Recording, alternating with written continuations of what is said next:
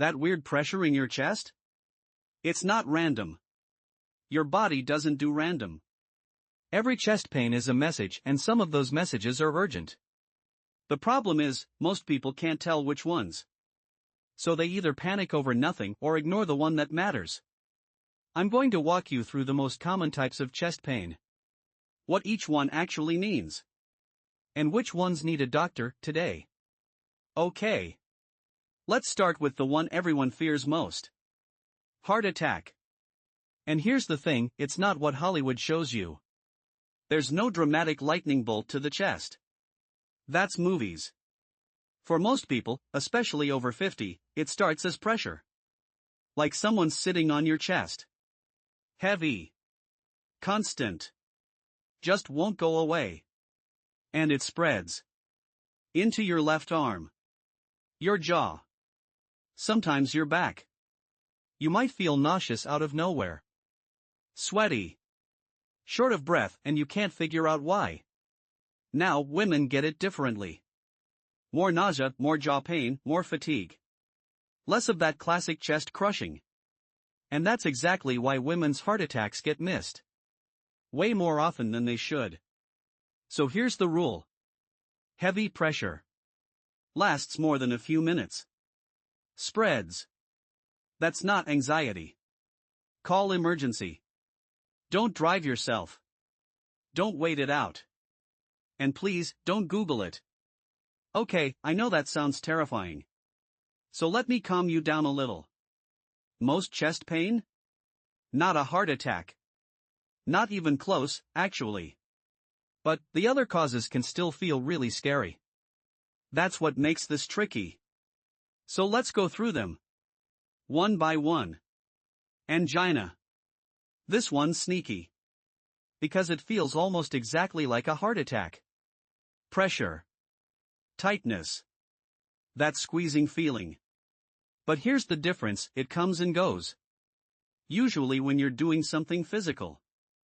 Walking upstairs. Carrying groceries. You know the drill. You sit down, rest for a few minutes, and it fades. That's the key. Heart attack pain doesn't care if you rest. It just keeps going. So what is angina? It means your heart arteries are partially blocked. Not fully, but they're getting there. Think of it like a warning shot. Your heart is literally saying, hey, I'm struggling here. If this happens to you during exercise and goes away when you rest, see a cardiologist. Not next month. This week. Because angina that starts getting worse? Or shows up even when you're just sitting there? That's unstable. And that's an emergency. Alright. Acid reflux. I call this one the great pretender. Because it fools everyone. Burning right behind the breastbone. Sometimes sharp. Sometimes just this dull pressure that won't quit. And it can radiate up into your throat, even your jaw, exactly like a heart attack. People end up in the ER absolutely convinced they're dying. And it's stomach acid. I mean, the relief is real, but also kind of embarrassing, right? Here's your clue. It gets worse after eating. When you lie down. When you bend over. Pop an antacid if it helps within minutes, that's reflux. Heart attacks don't respond to antacids. But, and this is the dangerous part, some people have both. Reflux and a heart problem at the same time. So they take the antacid, feel a little better, and think, okay, I'm fine. Meanwhile, the real issue is still there. If you're over 50 and chest pain is new for you, don't just pop a Tums and go back to bed. Please. Okay. Costochondritis. Yeah, try saying that 3 times fast. Most people have never even heard of this. But it's super common. It's inflammation in the cartilage that connects your ribs to your breastbone. Sharp pain. Right in the center of your chest. And it gets worse when you press on it or twist your body. Feels absolutely terrifying, but it's basically a joint problem. Like a sprained ankle. Just in your chest. It's actually one of the most common causes of chest pain, especially in younger people. Here's the test, and I love this one because it's so simple. Press on the spot. If pressing makes it hurt more, it's probably not your heart. Why? Your heart doesn't have nerve endings on the outside. You literally can't make heart pain worse by pressing on your chest. The fix? Anti-inflammatories, rest, and time. That's it. Boring, but effective. Now anxiety and panic attacks. And I need to be careful here. Because this one is real. I mean physically, genuinely real. During a panic attack, your chest tightens. Your heart goes crazy. You can't get a full breath in. Tingling in your hands. Dizziness. This overwhelming feeling like, this is it, I'm dying. It mimics a heart attack so closely that even ER doctors can't always tell the difference right away. That's how real it is. The pain is real. The fear is real. Your body is literally flooding itself with adrenaline. But here's what I need you to hear. If you've never had a panic attack diagnosed before, do not assume your chest pain is just anxiety. Get the heart checked first.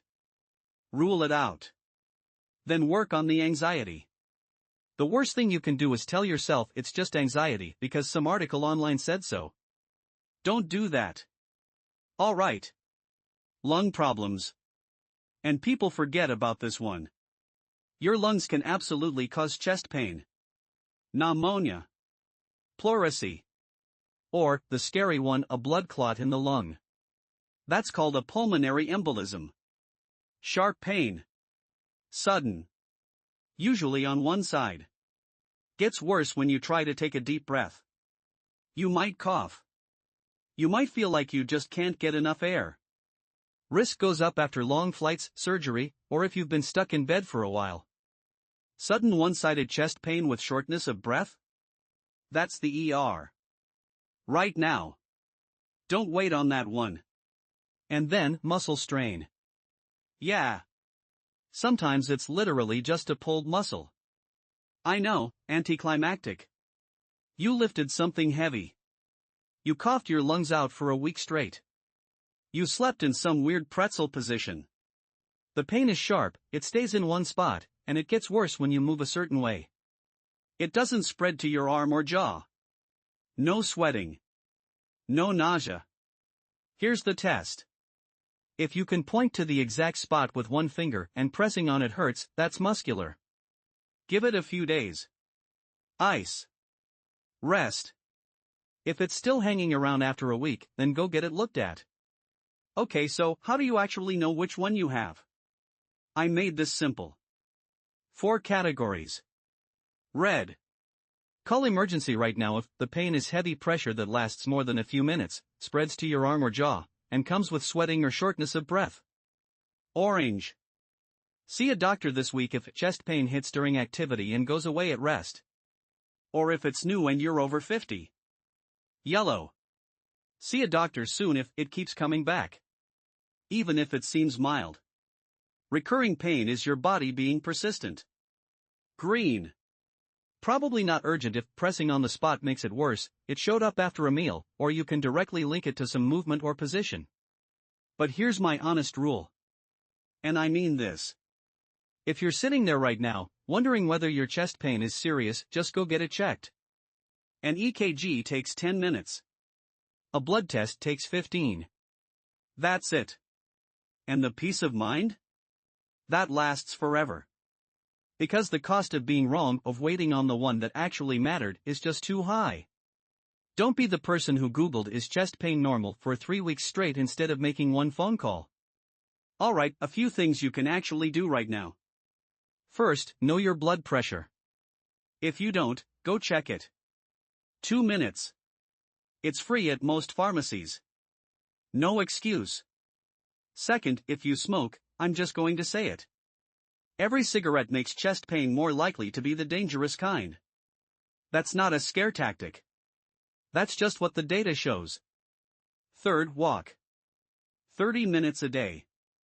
I know it sounds simple, but it is genuinely the single best thing you can do for your heart. Fourth, cut the processed food. Your arteries will thank you in ways you can't feel yet. But trust me, they will. Fifth, manage your stress. Chronic stress keeps your body stuck in fight or flight. And that alone can cause chest pain. Real chest pain. Okay, none of this is medical advice. Just what the research says. If you have chest pain that's new, getting worse, or just doesn't feel right, see a doctor. Not tomorrow. Not next week. Now. Your chest pain is trying to tell you something. Now you know what to listen for.